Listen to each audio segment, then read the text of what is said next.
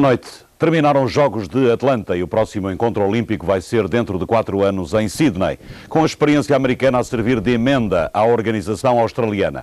Os responsáveis de Sydney afirmam a necessidade de realização de ensaios olímpicos para que não se repitam as deficiências verificadas em Atlanta.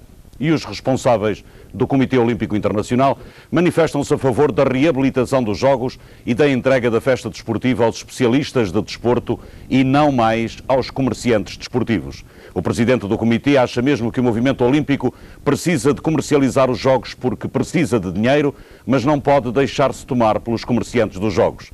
Neste dia seguinte ao final dos encontros olímpicos de Atlanta, não faltam os balanços e em muitos países não falta quem esteja a pedir contas por insucessos olímpicos. Os Estados Unidos não têm razões de queixa, ganharam mais ouro, prata e bronze que qualquer outro país e conquistaram 101 medalhas. Quase simbolicamente, é russo o atleta mais medalhado, Alexei Nemov, ginástica, com 6 medalhas, 2 de ouro, 1 de prata e 3 de bronze, e é americana, a atleta com mais medalhas, a nadadora Amy Van Dicken, com 4 medalhas de ouro. O futebol olímpico português não ganhou qualquer medalha, embora tenha ficado perto delas. Portugal conseguiu o 4º lugar e foi uma das 4 equipas que cumpriram todo o percurso do torneio olímpico. E foi a primeira equipa europeia na classificação. Isto é, porém, só a capa da história do futebol português nos Jogos Olímpicos. Era uma vez na América. Uma equipa olímpica, um selecionador temporariamente só, um 4º lugar no fim da história. Para a história do futebol português, eu considero que este feito, depois do Euro 96, depois dos títulos de campeão do mundo, é um feito notável, porque este é de facto um verdadeiro campeonato do mundo de jogadores desta idade, ainda por cima as outras equipas super reforçadas e com um timing de intervenção totalmente diferente das equipas da Europa. 6 jogos, só 2 vitórias, 6 golos marcados, 10 sofridos. Vingada tem razões para querer mais. Eu reconheço que, apesar de termos ficado em 4º lugar, tenho que dizer, sem a menor hesitação, que no plano técnico, isto é, na iminência do jogo que a própria equipa tem, ficámos aquém daquilo que os jogadores podem, individual e coletivamente, render. Resta o consolo de ter sido a melhor seleção europeia, perto de uma medalha, longe do pódio, e as goleadas que deram cabo do marketing. Portugal era a equipe mais jovem, portanto o recurso aos jogadores mais velhos, com mais de 23 anos, das outras equipas, foi um recurso totalmente aberto, portanto quiseram e puderam escolher entre aqueles que melhor entenderam, porque havia disponibilidade total. As equipas europeias, e no caso de Portugal, portanto as limitações foram maiores. As limitações de um treinador a quem antes de um jogo decisivo não lhe foi reiterada a confiança. Posso não ter encontrado as melhores soluções, tentei criar na equipa motivação e disponibilidade física suficiente para podermos contrariar o Brasil, porque no plano técnico, de facto, eles são muito bons, mas não houve razões nenhumas extras, eu estava extremamente motivado e estou. Nelo Vingada foi politicamente correto e agora pode ver o seu silêncio recompensado com a renovação do seu contrato. As explicações de Nelo Vingada, técnico da Seleção Olímpica de Futebol que chegou hoje cedo a Lisboa, sem festa à chegada, sem medalhas, com um 4º lugar que era o melhor a que Portugal poderia aspirar. Não fora a humilhante derrota final diante do Brasil e os olímpicos lusitanos teriam cumprido a missão americana. Um feito único do futebol português manchado pela derrota pesada contra o Brasil. Feitas as contas, era difícil ir além do 4º lugar. Mais seria difícil, para não dizer quase impossível. Ficámos no lugar que merecíamos, as equipas que chegaram à nossa frente foram melhores. Frente ao Brasil, Portugal não acertou no alvo. O que é que pensou quando falhou aquela grande penalidade? Fiquei muito triste, é claro que fiquei muito triste, mas o que é certo é que o resultado já nos era desfavorável por 4-0 e só tínhamos era que tentar sair daquele estádio com a cabeça erguida e dignificando o nome de Portugal. Alguns dos golos foram causados por erros infantis. Estamos muito abaixo daquilo que sabemos fazer e podemos fazer e por isso mesmo tivemos uma derrota muito pesada e sofremos golos extremamente infantis, mais por culpa nossa do que por mérito da equipa brasileira. Um 4º lugar histórico numas Olimpíadas que não deixam saudades. Entre a única medalha de ouro conquistada e uma só desistência anotada, Portugal teve uma boa passagem por Atlanta. A conclusão é também a do engenheiro Vítor Mota, chefe da missão olímpica portuguesa, que pretende partir rapidamente da reflexão sobre Atlanta para a organização da viagem portuguesa para Sydney, dentro de 4 anos.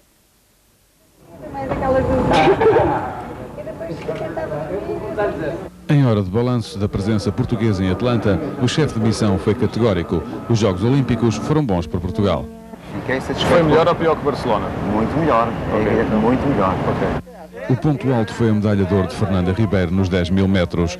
Vítor Mota vem satisfeito com o desempenho noutras modalidades em que Portugal teve muitos atletas nos 10 primeiros lugares, mas também houve quem falhasse. E na generalidade das outras modalidades, poderemos dizer que todos se comportaram dentro do que estava, das expectativas que tinham sido criadas.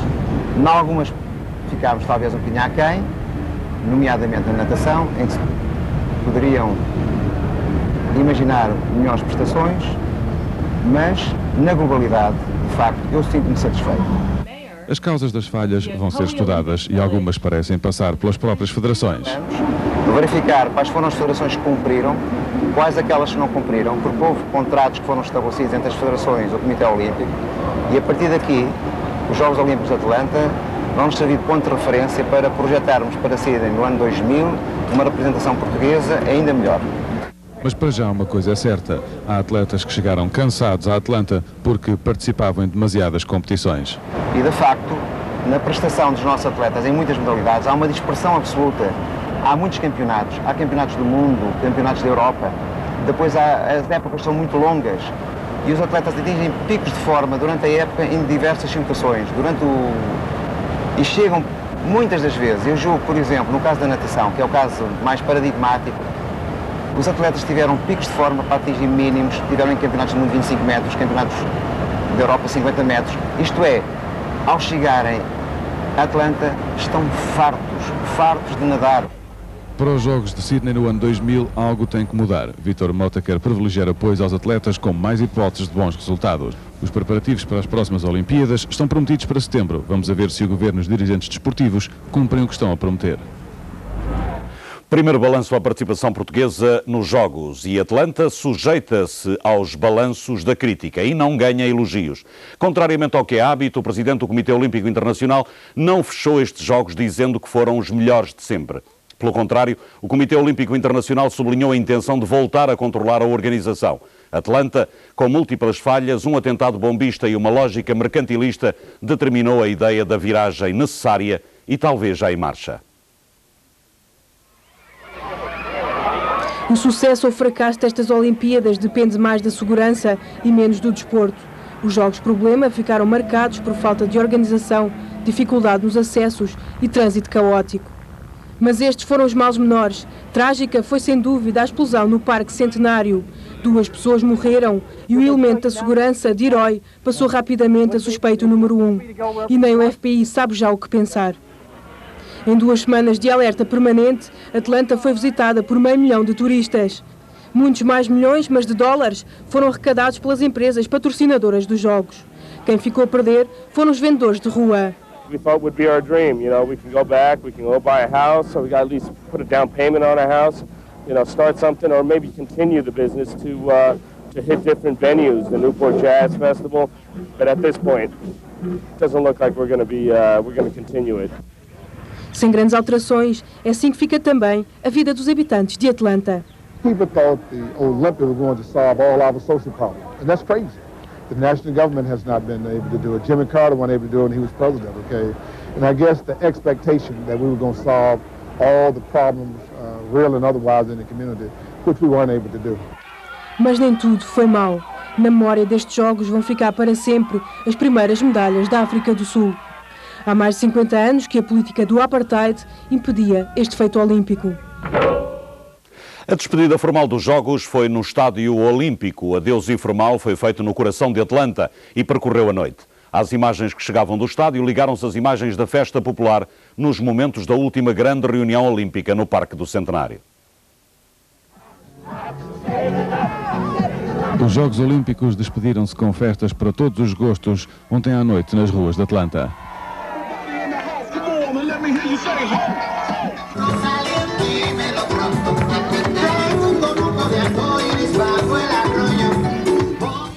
foi a despedida popular. A oficial decorreu no Estádio Olímpico, cerimónia transmitida pela televisão para o Parque Olímpico, onde milhares iam acompanhando a contagem decrescente. Atlanta apagava-se. E dava lugar a Sydney. No Parque Olímpico, como no estádio, a festa estava a acabar. Os residentes de Atlanta resignavam-se a abandonar as luzes da ribalta.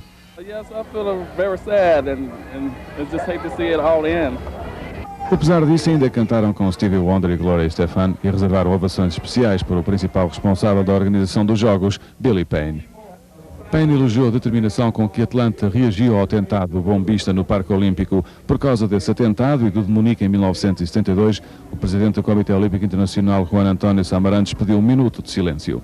E apesar da memória amarga da tragédia e dos problemas com a má organização dos Jogos, os residentes de Atlanta estão satisfeitos e quem veio ver os Jogos também. I'm a big soccer fan, so I enjoyed the Athens saga the most. We have had the most wonderful 2 weeks of our lives. Y esto es algo hermoso e histórico. Yo creo que esto va a ser algo tan emocionante que va a quedar en el corazón de toda la gente de Atlanta. Os Jogos Olímpicos são fantásticos.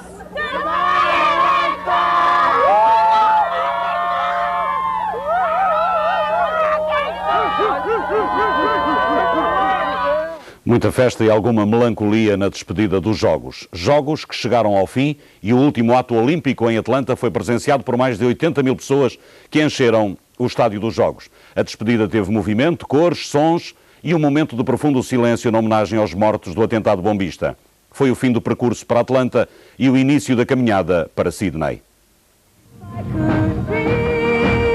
A cerimónia de encerramento dos Jogos de Atlanta prestou homenagem àqueles que lutaram pelas medalhas. As vítimas que sofreram o terror do atentado no Parque Centenário não foram esquecidas. While we celebrate the success of these games, we do not forget the tragic bomb explosion of last week. And now, please rise in a moment of silence to honor all victims.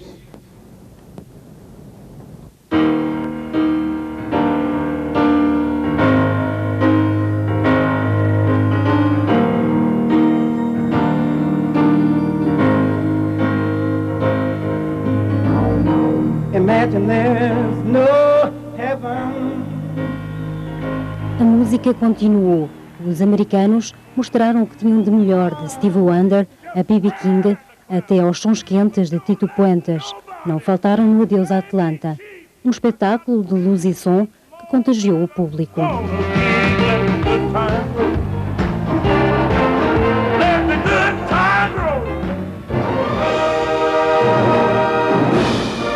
Os atletas voltaram à pista, desta vez não para competir, mas para mostrar o que vale o espírito olímpico. Carla Sacramento transportava a bandeira portuguesa.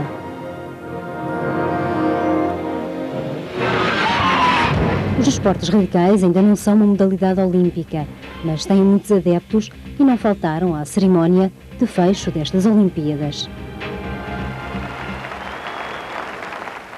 O Adeus a Atlanta foi concluído com a passagem do testemunho.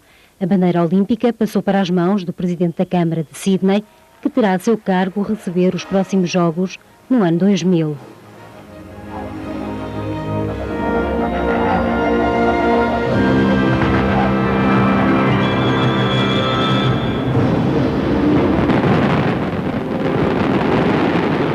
Ao descer a cortina do espetáculo de encerramento, a apresentação do país de acolhimento daqui a 4 anos.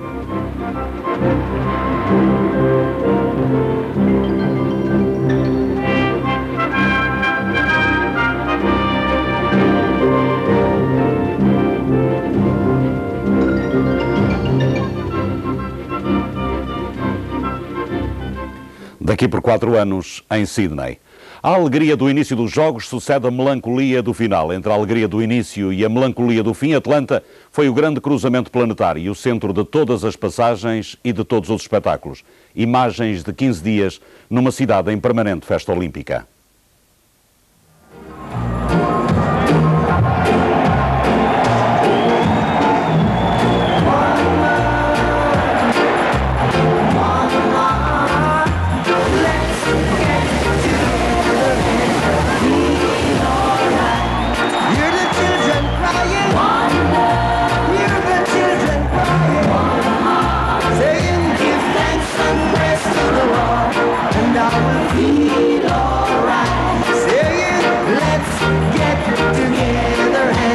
feel alright. Oh, oh, oh. Let them have that already. Learn to remind one love. There is one question I would love to ask. Is there a place for the hopeless sinners who has hurt all mankind? Just save us so believe one love. What about one love? What about let's get together and feel alright? As it was in the beginning, one love. So shall it be in the end. Alright, that's the best of the Lord, and I feel alright. Para ganhar esta medalha corria até cair para o lado e foi isso que aconteceu. Por isso dedico esta medalha a todos os portugueses.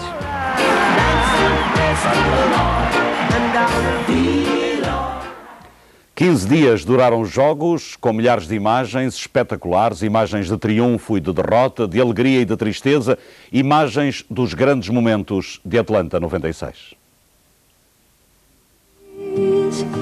A man to be remembered.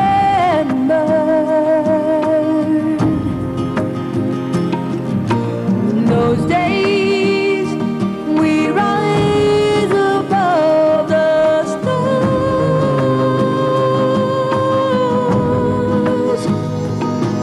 So I'll go the distance this time, seeing more the higher I climb.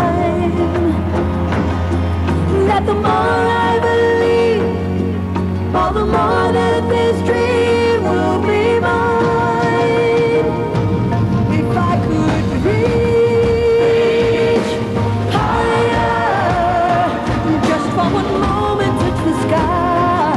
From that one moment in my life, I'm gonna be stronger. Know that I've tried my very best, put my spirit to the test. If I could reach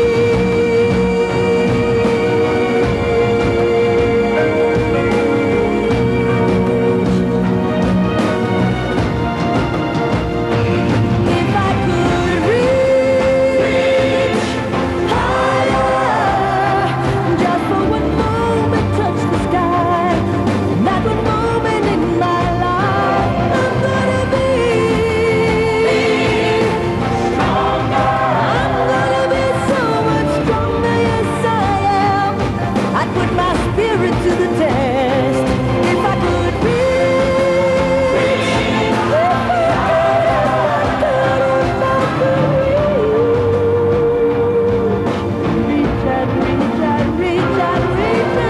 so much higher.